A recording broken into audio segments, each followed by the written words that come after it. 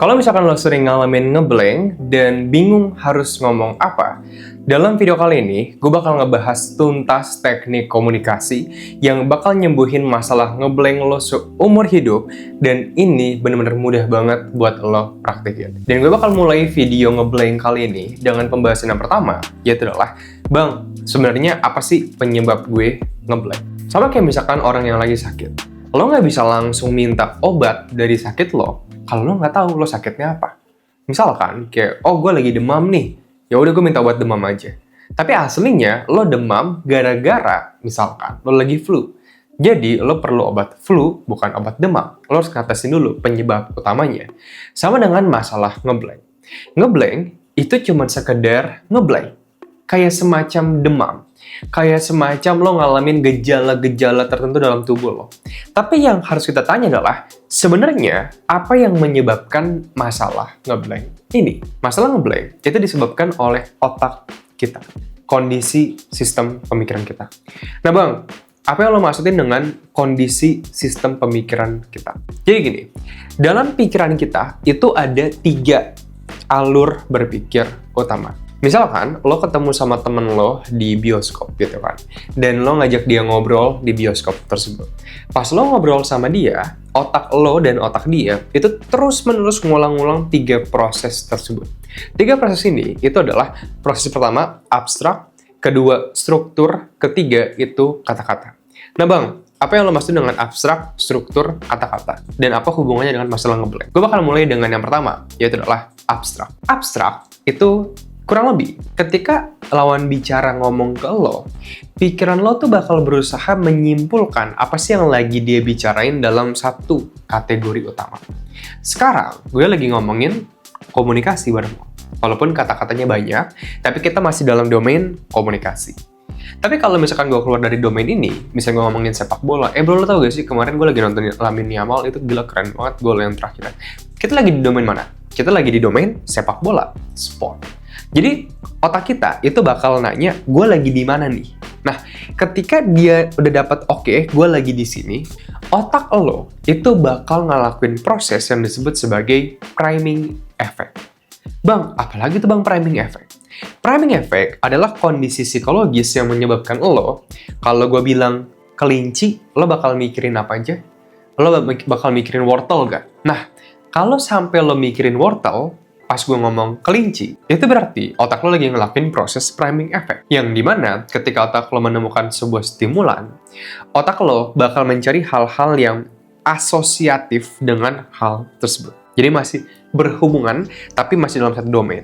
Oke, kalau gue ngomongin Messi, mungkin ada yang bakal mikir Ronaldo. Kalau gue mikirin misalkan LeBron James, ada yang kepikiran misalkan siapa lagi? Kobe Bryant, Stephen Curry, pemain basketball yang sama. Nah jadi, otak lo bakal mencari hal-hal yang mirip dengan apa yang lagi dibicarakan. Bang, terus ini masalah ngeblanknya kalau di yang proses ini apa Bang? Nah, lo pernah nggak ngalamin ngeblank yang bener-bener otak lo kosong? Kayak, gue nggak tahu aja gue harus ngomong apa. Kayak, karena nggak ada yang gue tahu, dan kayak gue bener-bener nggak tahu harus ngomong apa. Kayak hilang aja semuanya di pikiran gue. Pernah nggak? Nah, kemungkinan besar, itu bukan disebabin gara-gara lo nggak tahu mau ngomong apa, tapi bahkan otak lo pas berusaha nyari hal-hal asosiatifnya, itu nggak ada. Ibaratnya kayak ada orang yang datang ke perpustakaan, Bu, saya mau cari bukunya Viktor Frankl dong. Ini untuk yang A Man's Search for Meaning, Bu, untuk judulnya. A Man's Search for Meaning, kayaknya nggak ada di sini. Jadi otak lo bakal kayak gitu. Kayaknya nggak ada deh yang gue tentang topik ini. Nah, jadi ketika itu terjadi, ya otak kita bakal ngeblank. Terus Bang, solusi yang pertama itu gimana Bang? Nah, ini gue sebut sebagai the expansion of your knowledge bank. Jadi kayak lo melakukan ekspansi besar-besaran terhadap ilmu pengetahuan dalam pikiran kita. Jadi pikiran kita tuh kurang lebih kayak perpustakaan. Semakin banyak hal yang lo tahu, semakin banyak hal yang bisa dihasilkan ketika priming effect, dan semakin banyak hal juga yang bisa lo lakuin dan bisa lo bicarakan ketika lo ngobrol sama orang yang berbeda-beda. Okay. Semakin banyak lo tahu, semakin banyak hal yang bisa lo bicarakan. Tapi Bang, gimana caranya gue lebih banyak tahu? Oke. Dan ini cara favorit gue pribadi. Banyak orang yang mungkin punya cara favorit lain, tapi ini cara favorit gue. Cara favorit gue untuk memperluas isi pengetahuan gue itu ada 2 metode. Yang pertama, itu baca buku. Jadi gue suka banget baca buku di sini. Dan bukunya itu macam-macam. Ada dari filsafat, ada dari bisnis, economics, ada juga dari fisika juga ada. ada juga self-help, and then literatur klasik, dan segala macamnya. Jadi gue suka banget baca buku, dan gue menyarankan banget lo baca buku. Terutama dari aspek buku kayak self-help, psikologi, finance, itu membantu banget buat lo bisa ngobrol, terutama di dunia profesional. Karena di dunia profesional yang udah masuk dunia kantoran, teman-teman semuanya pasti tahu ya, kita perlu banget bisa ngobrol dari orang yang background-nya berbeda-beda. Kayak finance, marketing, sales, administratif, semuanya beda-beda banget kan. Oke. So ini untuk buku. Metode kedua yang gue juga suka banget lakuin adalah gue suka dengerin podcast. Nah, podcast ini itu bisa macam-macam. Podcast tentang entertainment, podcast finance, podcast tentang psikologi, podcast sejarah dunia, misalkan tentang Napoleon Bonaparte. The point is, kita pengen tahu hal-hal yang belum kita tahu, dan tahu hal-hal yang udah kita tahu, tapi semakin mendalam levelnya. Intinya, lo nggak pengen diem di situ-situ aja pengetahuan lo. Lo pengen pengetahuan lo terus-menerus meluas, sehingga semakin banyak hal yang lo tahu, semakin banyak hal juga yang bisa lo obrolin bareng orang-orang yang lo nggak kenal. So, itu untuk yang pertama, the abstract thinking dan juga the priming effect. Yang kedua, selain dari proses berpikir abstrak, next step-nya adalah otak kita bakal mengubah itu menjadi sebuah struktur bicara. Pas lo misalkan sama temen lo, itu di bioskop tadi, dan temen lo ngomongin topik filsafat, otak lo bakal mencari segala hal yang berhubungan dengan filsafat, ya kan? Ada stoikisme, ada nihilisme, ada, let's say, apalagi eksistensialisme, dan segala macamnya. Dan misalkan, oke, gue udah gantian nih, harus gue yang berbicara sekarang, karena teman gue udah gantian, udah selesai ngomong gitu, gantian gue yang berbicara. Nah, di titik itu, otak lo bakal milih topik spesifik mana yang bakal gue bicarakan, gue sampaikan opini gue, atau bakal gue tanya kepada lawan bicara gue, atau gue bakal rangkumin dari yang lawan bicara gue sampaikan ke gue. The point is, kita pengen main di topik tersebut. Misalkan, otak lo udah milih, oke, gue bakal milih filsafat eksistensialisme buat gue bicarain sama teman gue ini. Dan lo mungkin bakal ngomong kayak, bro, lo tapi lo udah baca ini belum, bro? Aliran filsafat dari eksistensialisme, tapi khususnya dari Dostoyevsky. By the way, ini konteksnya karena lo sama dia sama-sama suka filsafat, jadi nyambung gitu loh. Kalau nggak kan, pasti dia cuma kayak, oh iya doang gitu kan. Ini sama-sama nyambung nih konteksnya. Nah, di titik itu, sekarang otak lo bakal menyusun pertanyaan baru, yaitu adalah, apa sih yang pengen lo sampaikan dalam topik filsafat eksistensialisme? Yang pengen gue sampaikan di sini adalah, kita selalu bisa menyusun omongan kita agar lebih mudah dipahamin, terlepas dari pendekatan komunikatif apa yang kita gunakan. Bang, terus maksudnya gimana bang? Gue kurang paham nih bang. Gue nyusun kata-kata gue biar mudah dipahamin gitu bang. Nah itu, gue lupain deh bang yang pendekatan apalah yang lo bilang. Intinya gimana bang? Gue bisa nyusun ini. Oke.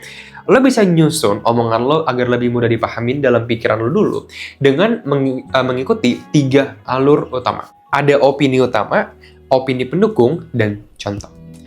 Opini utama adalah, apa sih yang pengen lo sampaikan tentang topik ini dalam 1 kalimat. Tadi gue bilang, kita lagi ngomongin tentang filsafat eksistensialisme di bioskop, lo sama teman lo. Apa yang utamanya pengen lo omongin dalam topik ini?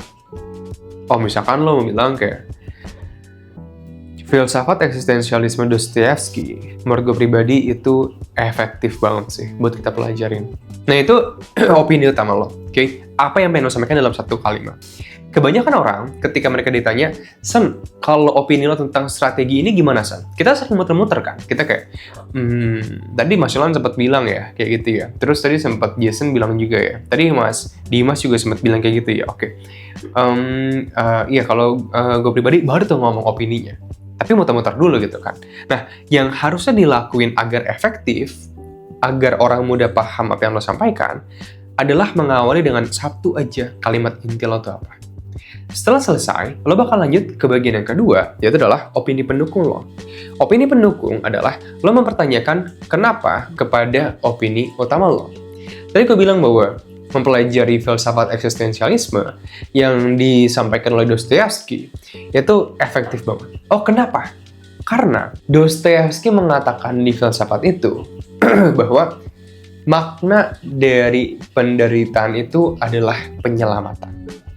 Jadi itu adalah argumen kenapa gue bilang bahwa mempelajari Dostoyevsky itu efektif banget.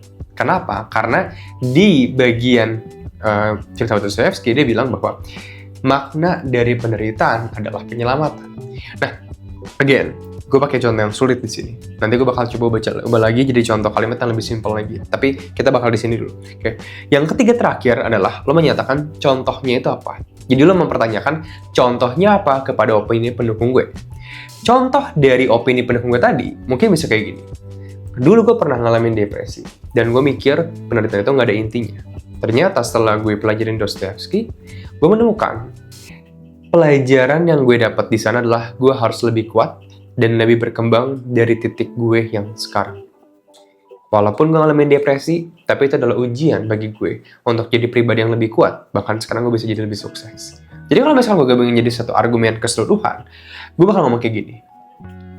Mempelajari filsafat eksistensialisme Dostoyevsky itu benar-benar efektif banget. Karena Dostoyevsky mengatakan di sana, makna dari penderitaan itu sendiri adalah penyelamatan. Contohnya, dulu pas gue lagi ngalamin depresi, gue mikir penderitaan gue itu nggak ada intinya. Tapi setelah gue pelajarin eksistensialisme dari Dostoyevsky, gue menemukan bahwa itu ternyata adalah kesempatan gue untuk menjadi pribadi yang lebih kuat. Yang sekarang bahkan, gue udah bisa lebih sukses, lebih kuat, lebih menjadi manusia yang lebih bermoral, dan lebih baik dari versi gue yang sebelumnya. Makanya gue bilang, mempelajari filsafat Dostoyevsky itu efektif banget. Nah, walaupun gue bawain topik yang cukup berat dalam dunia filsafat, misalkan, setidaknya alur omongan gue itu lebih mudah diikutin kan? Dan lo setidaknya lebih mudah memahami apa yang gue sampaikan. Kalau misalkan lo mau jadi kalimat yang sederhana doang sehari-hari, lo bisa bilang kayak, gue suka banget sama McD, soalnya rasanya enak banget. Kemarin gue sempat beli McD sore hari, itu rasanya wow. Setelah pulang kerja makan McD, mantep banget deh. Pas lo ngomong kayak gitu, omongannya lebih mudah dipahami kan, daripada kayak, ayam McD tuh enak ya. Iya, kayak karena apa ya? Jadi lo bisa lebih mudah menyatakan isi pikiran lo karena ada alur yang bisa lo ikutin. Oke. So, yang kedua dalam proses berpikir manusia. Yang ketiga adalah setelah otak lo udah tahu mau ngomong apa, otak lo bakal menggunakan, ingat, mulut kita untuk ngeluarin kata-kata. Nah, di sini gue menggambarkan ini sebagai kata-kata itu kayak cat bagi pelukis. Semakin banyak cat yang lo milikin, semakin bisa detail lo melukiskan apa yang pengen lo lukiskan. Kalau misalkan let's say, gue nggak tahu tentang kata-kata pesimis misalkan, dan gue berusaha menyatakan perasaan gue yang udah kayak hopeless, udah kayak nggak percaya apapun, udah kayak nggak tahu harus apa. Kayak gue bakal ngomong kayak gitu barusan. Kayak gue udah nggak tahu harus apa, gue udah kayak nggak percaya apapun, kayak gue udah kosong. Itu padahal semuanya bisa dirangkum jadi satu kata, yaitu adalah gue pesimis. Udah kan? Nah cuman, kalau kata-kata itu nggak kita ketahuin dalam pikiran kita sebelumnya, maka kita nggak bakal bisa menggunakan kata-kata tersebut. Jadi, semakin luas kosakata kita, semakin mudah juga kita bisa menggunakan kata-kata yang tepat untuk menggambarkan isi pikiran kita. Dan gue nggak bilang lo harus pahamin kosakata yang akademis, yang secara finansial tuh sering digunakan tuh oleh orang-orang finansial gitu kan. Enggak. Tapi kata-kata yang mungkin sedikit umum, tapi masih bisa mudah dipahamin oleh orang-orang di sekitar kita. Oke, alias lo bilang kayak misalkan sudut pandang lo bisa menjadi perspektif. Alias lo bilang kayak kebaikan hati, lo ubah misalkan jadi kebijaksanaan. Jadi hal-hal yang memang bisa menggambarkan apa yang pengen lo sampaikan dengan lebih detail. Nah bang, terus gimana caranya gue bisa memperluas isi kosakata gue? Again, cara favorit gue adalah gue suka baca buku. Ketika lo baca buku, secara natural otak lo tuh bakal mencerna kata-kata baru yang baru aja lo dapatkan. Jadi, ada dua cara, sebenarnya. Satu, lo baca buku. Yang kedua, lo nge-expose diri lo kepada podcast yang emang dia banyak banget kosakata baru. Ketika lo misalkan tahu di podcast, oh dia pakai kata-kata perspektif dalam kalimat ini, lo dapat kata baru. Jadi perspektif ini tuh artinya kurang lebih ini ya. Nah jadi next time ketika lo ngomong, lo bisa lebih menggunakan kata-kata baru tersebut ke dalam ekspresi pikiran lo melalui kata-kata. So itu untuk cara memperluas kosakata. Baca buku dan dengerin podcast secara the best banget bagi gue pribadi. Kalau misalkan lo pengen lebih serius lagi investasi skill komunikasi, Stanley Academy udah ngebantu 1.300 orang lebih dari seluruh Indonesia untuk lancar berkomunikasi. Kalau misalkan lo pengen belajar skill komunikasi kayak retorika, memain karisma, storytelling, leadership communication, sales communication, komunikasi persuasif, dan masih banyak banget lainnya, lo bisa cek program namanya Communication Mastery, yang dimana lo bakal pelajarin semua skill ini dalam 20 jam lebih pembelajaran intensif, yang semuanya bakal di-cover juga dalam 30 days result guarantee. Yang kalau misalkan dalam 30 hari ke depan, lo nggak ada perubahan apapun, tenang aja, uang lo bakal di-refund 100%. Kalau misalkan lo pengen cek link dari programnya, lo bisa cek linknya di pin komentar di bawah. Yuk semuanya, see you, bye-bye.